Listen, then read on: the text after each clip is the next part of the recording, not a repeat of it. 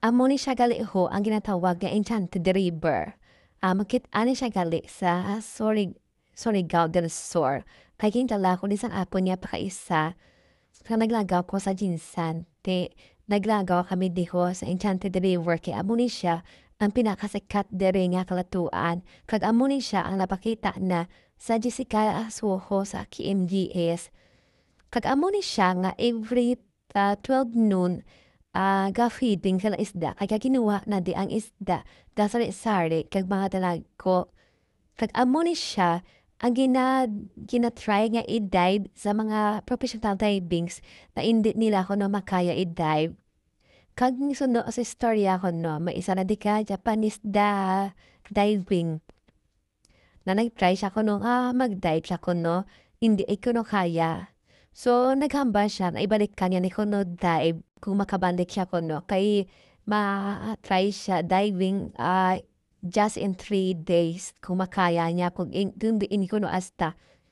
Pero ang hambal sang gabantay da ano lapos niya na kuno is pakat sa Thailand ang botang tuod kay siyempre wala man ta kabalo mo.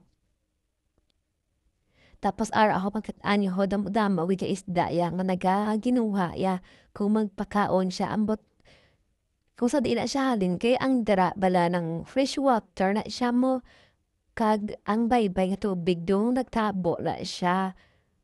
Tapos dang dubawal kada mangwa isda ay kung mangwa kada kung isda kuno may matambo sa imo nga malain basta amo nang hamba nila kay Enchanted River gani ang panawag may something gidya nga magically or nga fantasy bala mga aba na mga tiyaw-tuyaw.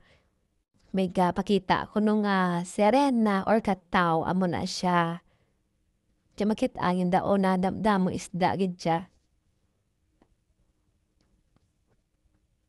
Di na ako magpamangkot kung ano na siya nga mga isda ay wala ko nakabalo ho kay wala man tayo kakilala ko ano nga mga isda da kasi ang nga antaya bukaw-bukaw salmonite man nga kalag mga tuloy.